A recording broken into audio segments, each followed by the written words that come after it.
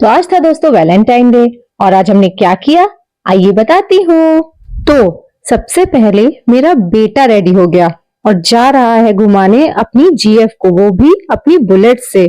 अरे अरे रुकिए, मैं मजाक कर रही हूँ। आज हम सब कहीं बाहर जा रहे थे घूमने, लेकिन कहाँ, ये मेरे पिताजी ने अभी तक किसी को नहीं बताया था और ये था एक सरप्राइज। तो फिलहाल हमें बस इतना ही पता था कि हम सिर्फ जंगल जा रहे हैं, जो कि मेरे घर के पास में है पिकनिक स्पॉट। तो हम सब धीरे धीरे होने लगे कार में लोड।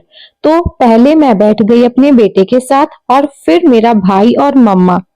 फिर मैंने रखी घर की चाबियां संभाल के और पापा ने किया प्रस्थान जंगल की ओर। फिर मेरे प्यारे बेटे की प्यारी प्यारी हरकतों के साथ हम पहुंच गए जंगल और देखते ही देखते कुछ ही देर में हमने जंगल का सुहाना सफर खत्म कर लिया और हमें लगा अब हम जाएंगे घर। लेकिन ये क्या, पापा जी ने कार रोकी ही नहीं, गाड़ी का रुख मोड़ दिया किसी गांव की ओर।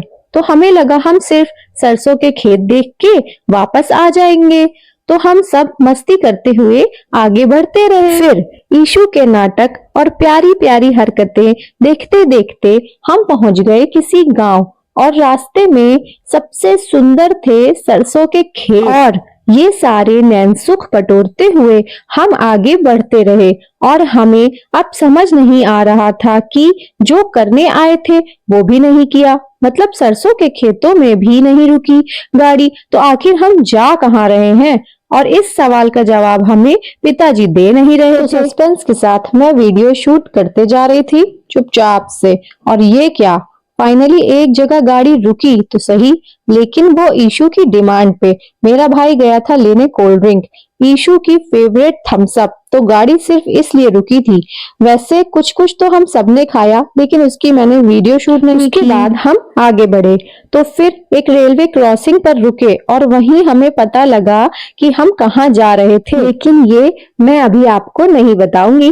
तो अब जब ट्रेन निकल गई और क्रॉसिंग गेट्स खुल गए, फिर हम बढ़े आगे। फिर हमने लिए कुछ फ्रूट्स, क्योंकि ईशु को लग गई थी भूख और मेरा बेटा बाहर का खाना ज्यादा नहीं खाता, उसे पसंद नहीं है। तो उसके बाद मैंने किया थोड़ा खुद का वीडियो शूट और हम पहुंच गए अपनी मंजिल पे। यह था सीतापुर और पापा के एक प्रिय अनुज का गाँव, जहाँ था उनका घर। और चाचा जी के साथ साथ हम सबको भी मिल गया था सरप्राइज।